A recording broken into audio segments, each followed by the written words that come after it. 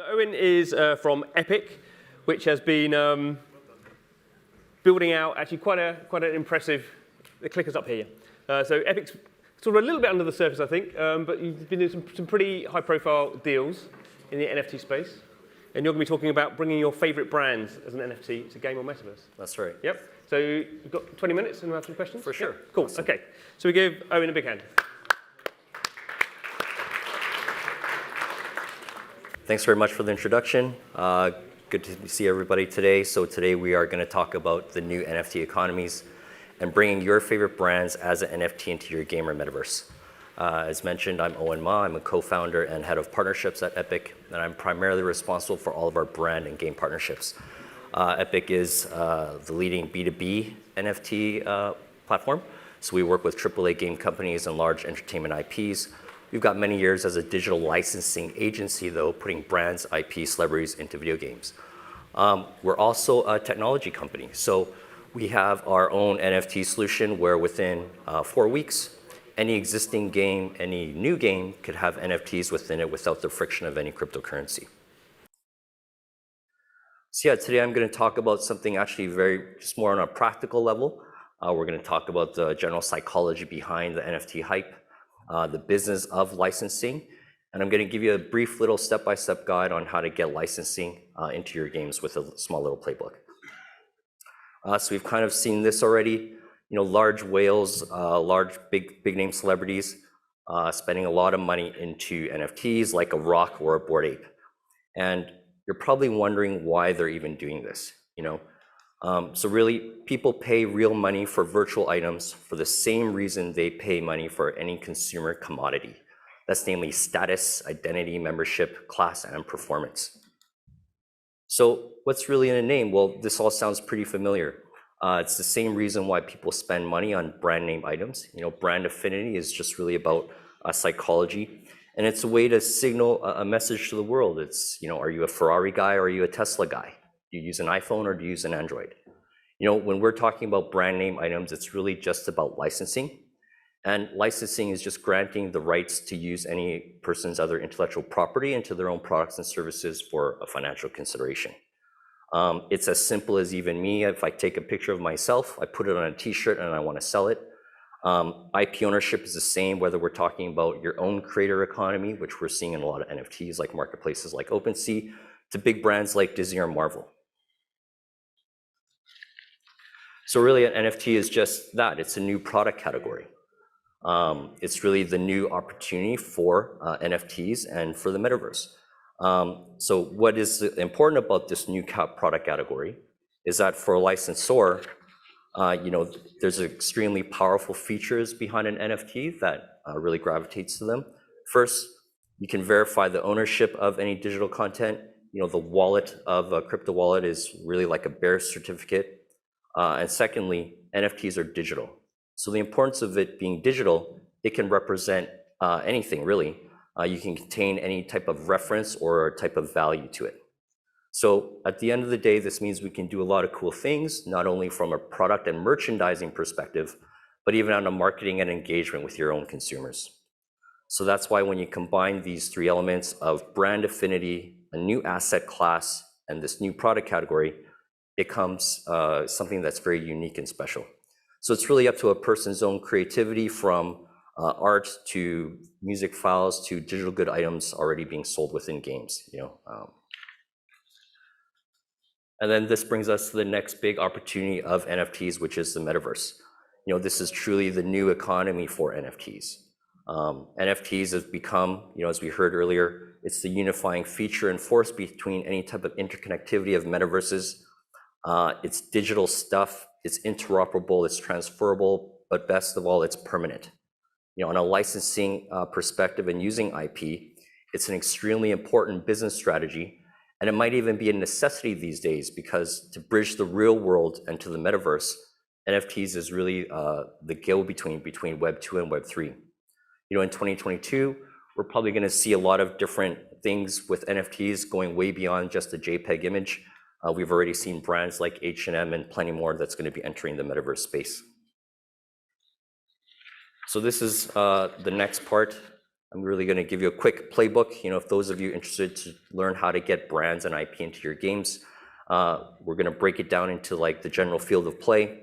We're going to introduce who the players are within the licensing realm, discuss strategies, whether or not you're ready for IP, and what you can do about it.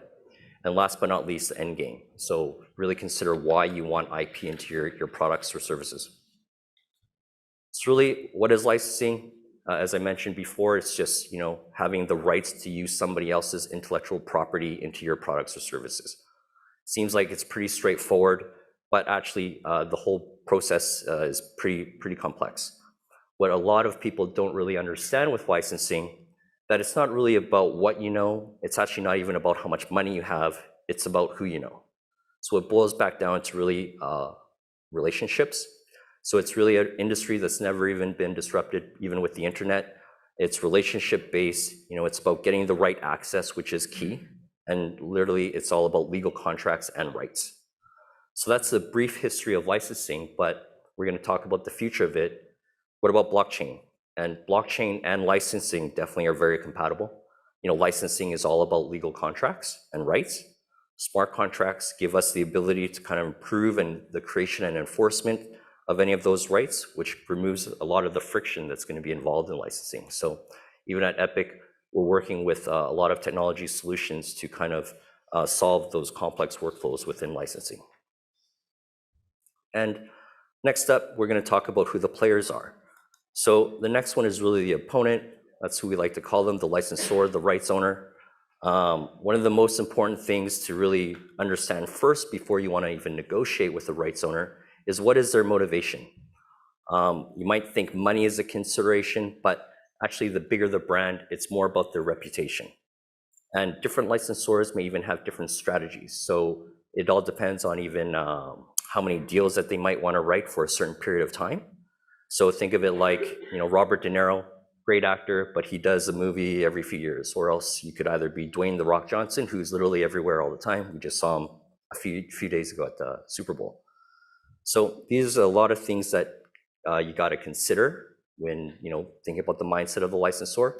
There are other internal factors that you might not even be aware of. So rights owner or an IP could be owned by a single person. It could even be owned by a family, or even a large publicly traded company with a big licensing committee. So these are definitely factors to kind of understand before getting into any type of negotiation with licensors and their rights.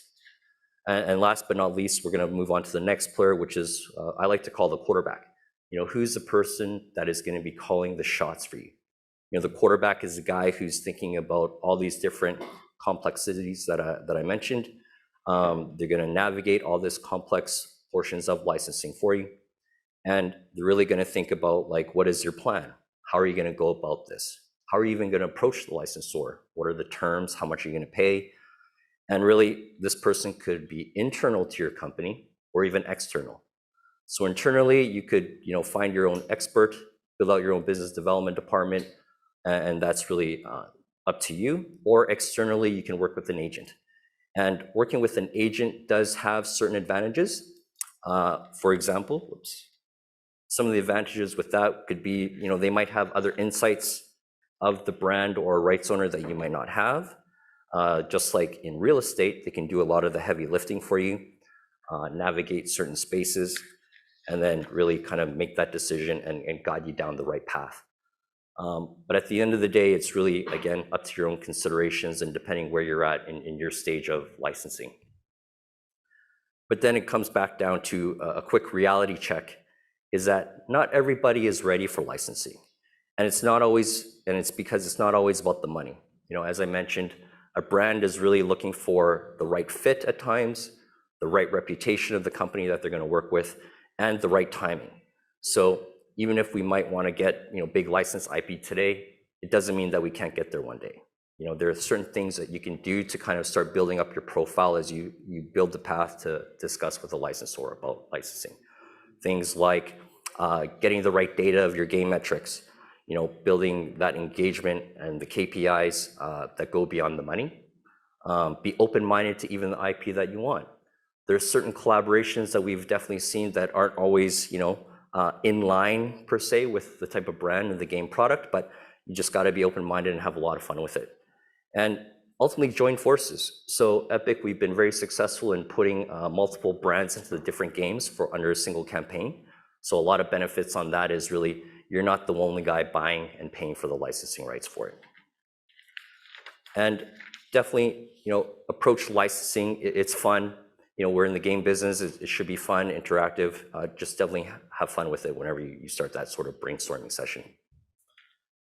And really, I guess licensing comes down to IP. It's really about creating new and engaging content. Crossovers are really the ultimate way to create something truly limited edition and collectible, whether that's physical merchandise from every year there's Nike Air Jordans or Kanye West Yeezys. Crossovers are great.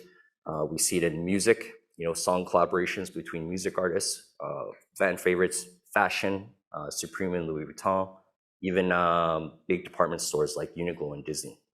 And of course, video games. So at Epik, we do focus on putting brands into games for short-term collaborations.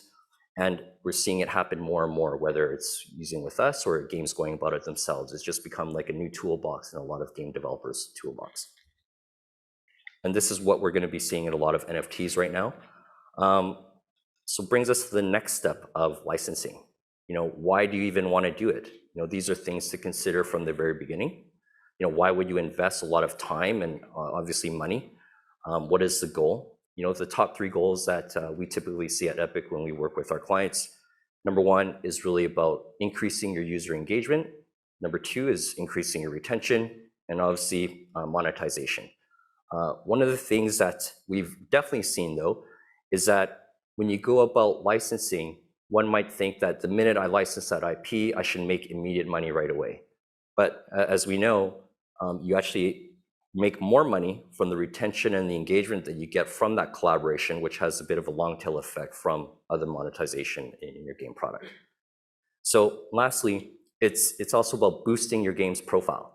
So we've seen a lot of games just start doing a lot of licensing deals because they want to start increasing their brand profile, their game profile, because at the end of the day, hey, working with brands adds value to your consumers and definitely on the investor point of view. So there's a lot to think about before you start making investments into licensing with IP. And that's why I guess, we like to take it from more of a direct and practical approach. So in summary, for IP licensing, it really boils back down to the 4 main things. What is the field of play? Understanding truly what is licensing about and what are you going to actually license for your content. And number 2, who the players are, whether you're going to do it yourself, be your own quarterback or use an external agent, and definitely which rights owner that you're dealing with. Because again, Disney is totally different than, let's say, a big actor like a Danny Trejo, right? So definitely know who you're gonna be working with and understanding what their motivations are. And lastly, how to execute on your strategies. What's the lead time? How do we build up that profile and go at it? And then with the end game. So what is the primary goals? Is it immediate revenue or is it more of a long tail engagement? So yeah, there you have it. Really just a quick little playbook about NFTs, the new economy, and how licensing plays into all of this stuff. So definitely the metaverse is going to be the next big opportunity.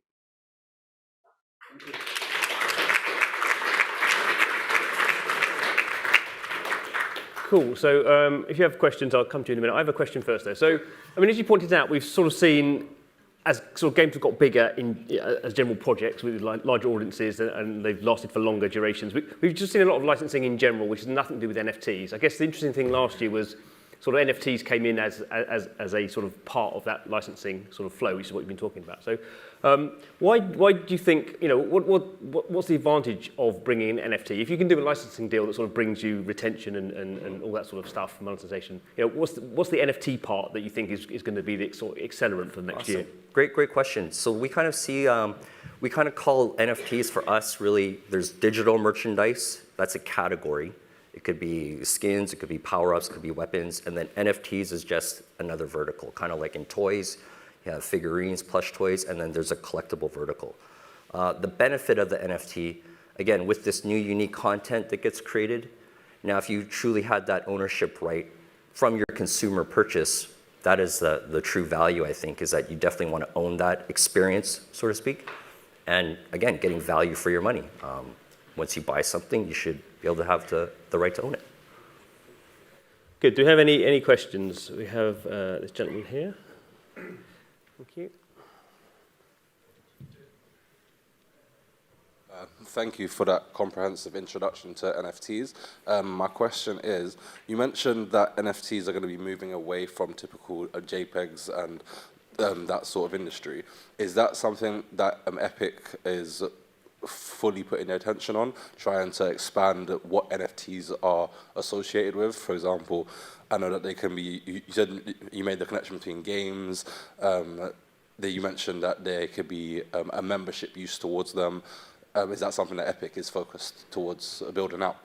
Yeah, definitely. So for us, even if you kind of drill down the most basic item, whether it be a JPEG or a music file or a video file, we see NFTs truly just a way to express yourself, right? There's nothing different than if I'm walking down the street, I got an AC/DC t-shirt on, I see another guy with an AC/DC t-shirt on, we immediately connect. So with an NFT, yes, it could take the form of a JPEG that we saw, but it's about expression and membership and some brand affinity, whatever that brand might be.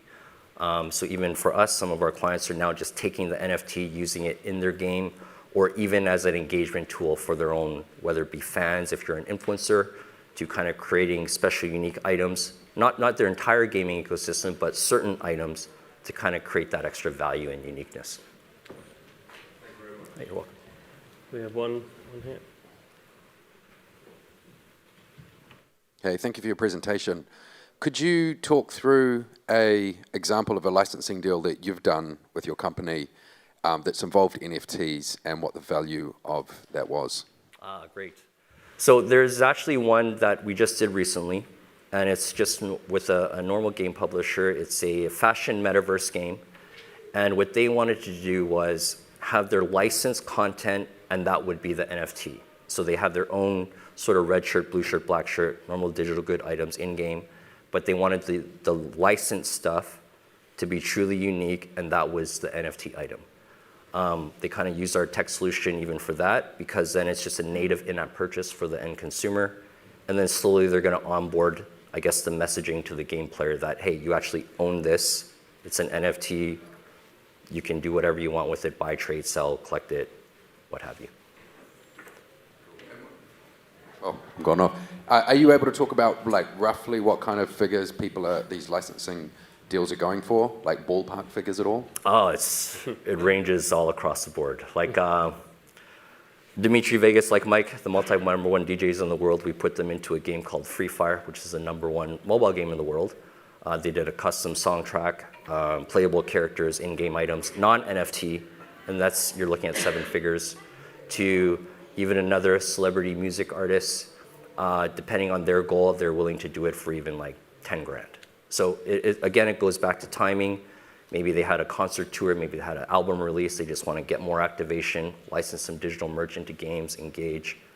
So again, it's really about knowing what their goal is and making a right fit. Lovely. Thank you very much, Owen. Thanks very much.